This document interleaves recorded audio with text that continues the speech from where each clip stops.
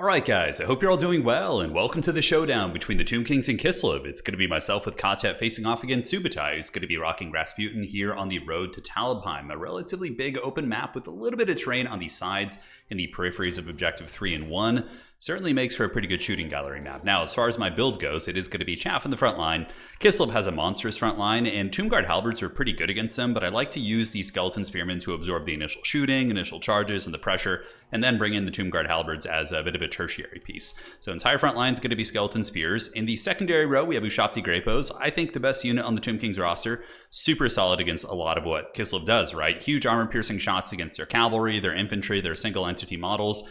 One of the things that Kislev can do that's relatively effective against the Ushabti Grapos is, of course, pound them with like little Groms from a distance, which really does great work. But the little Groms can be effectively countered by a Bone Giant if you're able to get in range. And it really depends on the map, because the problem is if you have a Bone Giant, right, and they have a little Grom, let's say they summon the little Grom like really deep set, the Bone Giant will have to extend itself pretty far forward, potentially getting in range of the melee and other things like that. So it's a bit of a game of cat and mouse. But other than that, like the Bone Giant isn't bad against New Kislev. It still has anti-large shooting against the Elemental Incarnate, or the Incarnate Elemental of Beast. So I'm finally going to get its name right, as well as the things in the woods and some of the other single entity characters on bears, right? Khatep's really, really good. He's a solid choice. And the Tomb Kings have some pretty cool lore choices, honestly. Like, if you look at them all, let's see. So, Arc in the Black is really great. Lore of Death, Summons, Shields. Khatep is great because you can just spam spells with him, which heal your entire army with the Restless Dead. And on top of that, he has a really insane item, the Lich Staff, which against Kislev is great.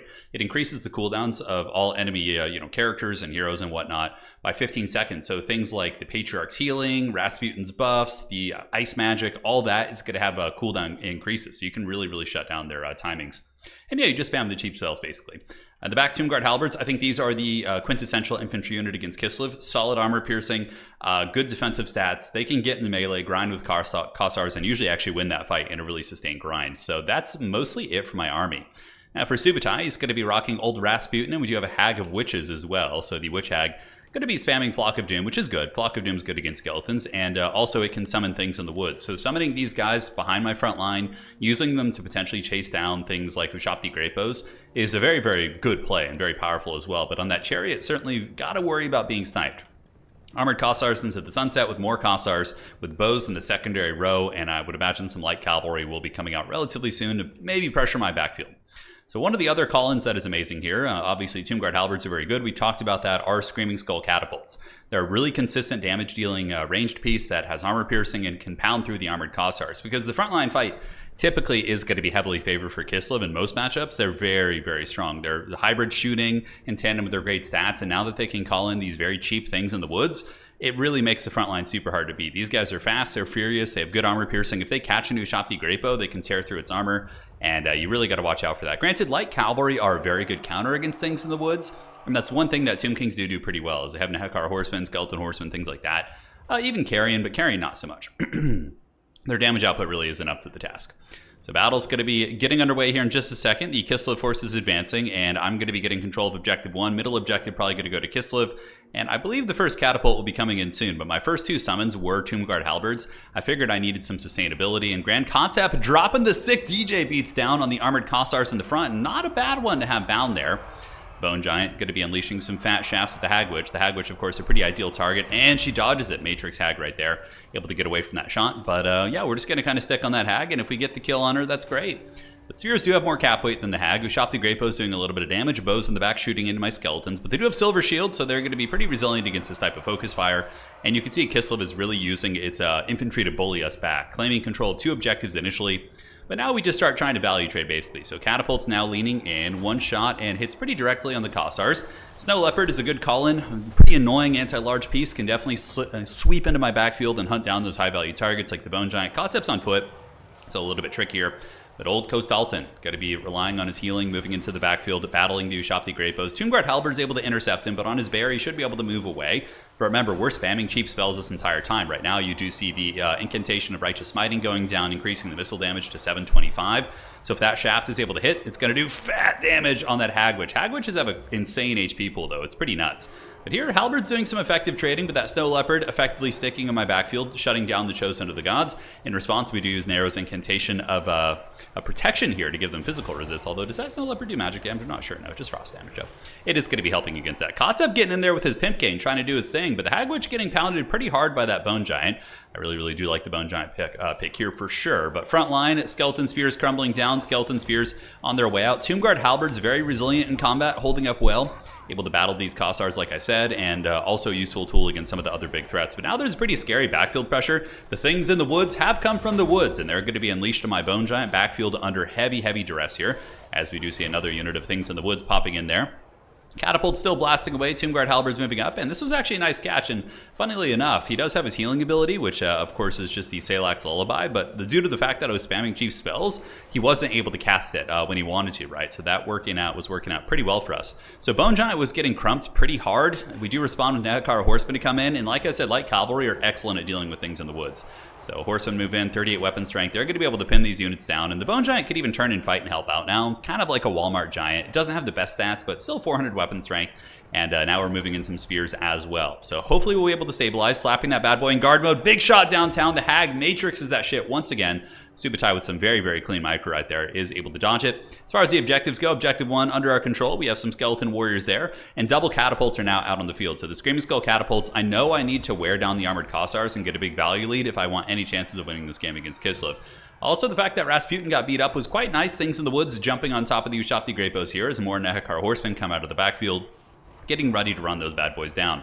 DJ Khatep also doing a good job as well. In the backfield, he's able to get his old Pimp Cane, and he battles that Snow Leopard, pushes it off, while the Chosen of the Gods now going to be back online. So my Ushapti have been under heavy pressure this game, but if I can get those bad boys functional again, get them shooting, you know, we're going to be causing some havoc. Tomb Guard Halberds grinding very well. These ones holding and actually winning their fight. These ones winning their fight here.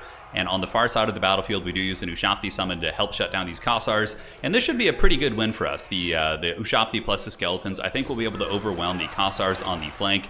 And might be able to give us some pressure on that objective. Granted, some armored Kossars moving over. More horsemen trying to overwhelm the position. We'll have to keep tabs on that. Back in the middle, the Boner Giant's a little bit tied up, and Nehekar Horsemen really showing why they're one of the best units on the Tomb King's roster. Really solid. I think Ushapti Great Bows are one of the big difference makers, but I would say Nehekar Horsemen in multiplayer are a heavy contender for best units on the roster as well. I think Ushaptis do edge them out, though, the Great Bows. So Bone Giant able to get away. Horsemen being thrown in there, dealing with the things in the woods pretty effectively now that Tomb Guard Halberds have gotten in, hoping for a little bit of effectiveness as well. And Kislev in the backfield going to be calling in the old incarnate elemental of Beast. So this thing is certainly not bad in this matchup. Like, if this thing had been brought in earlier with a little bit of Patriarch healing, it could have been kind of menacing. Granted, I did have a lot of spears and bows, but I did realize I didn't have like a ton of anti-large outside of my more static infantry as well as the big boy. So it could have been scarier, but it's in here now.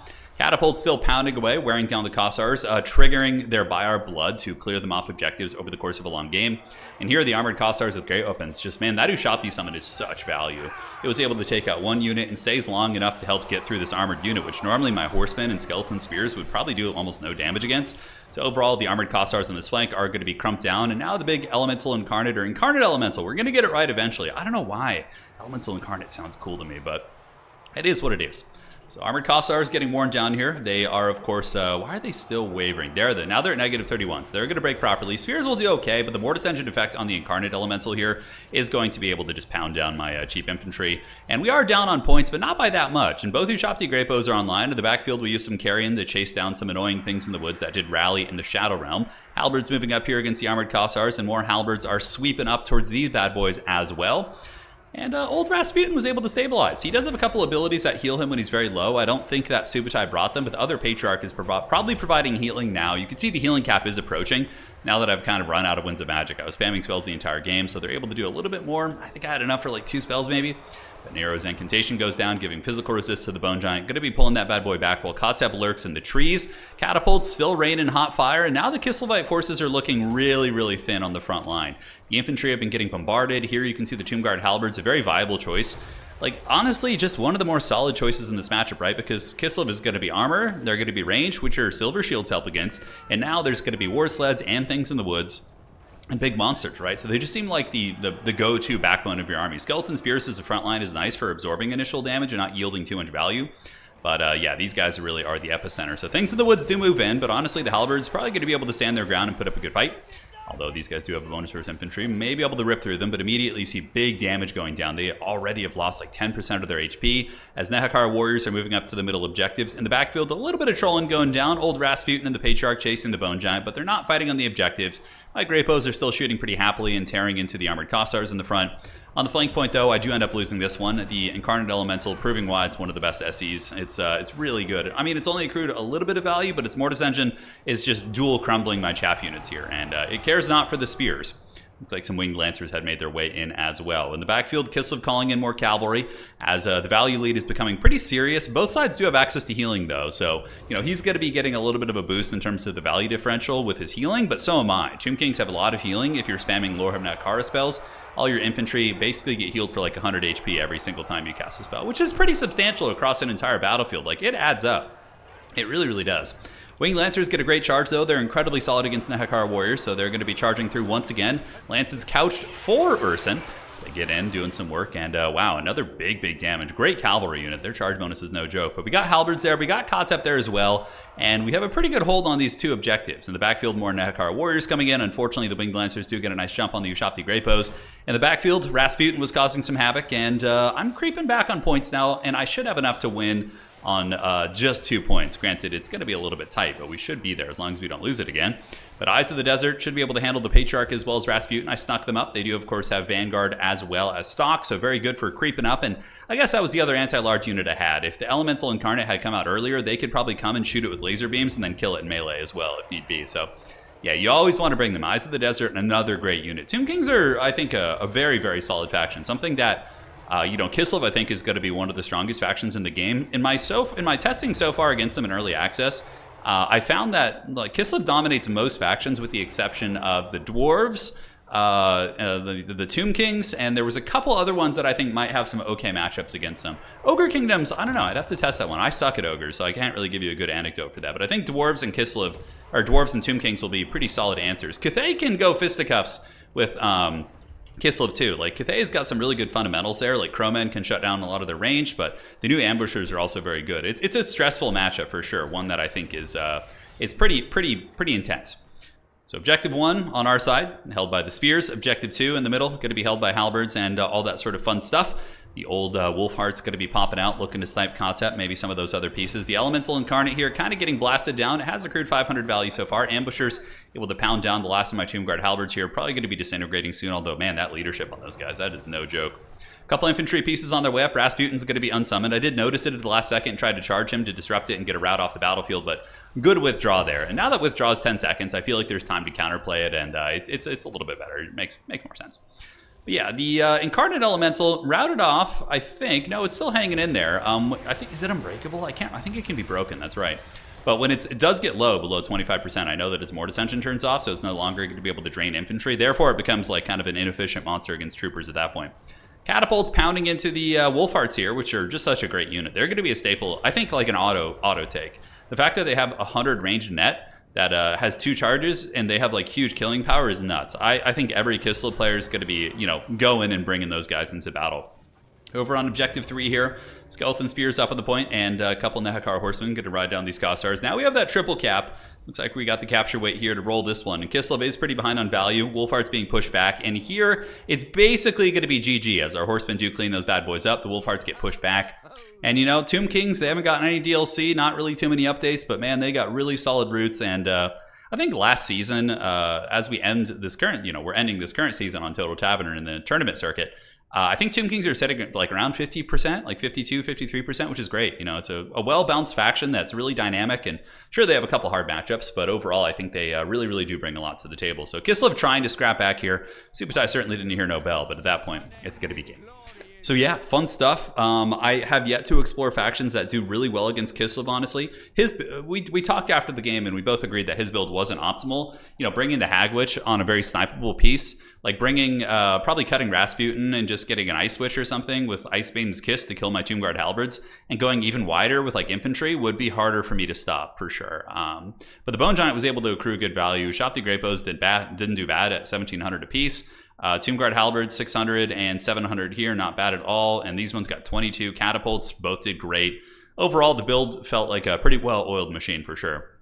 Things in the woods are pretty stressful though, man. Those things are fast, they're furious. Although I do feel like maybe they're not the way against the old Tomb Kings. Like maybe spamming more like heavily armored cavalry, like winged lancers or Kosovo dervishes could be better just for like harassing backfield and diving and stuff. Because with Kosovo dervishes, you could put way more pressure with some winged lancer support. Although I don't know, things in the woods are really good. So yeah, something to think about. GG, well played. See you guys next time, and that is going to be it for today.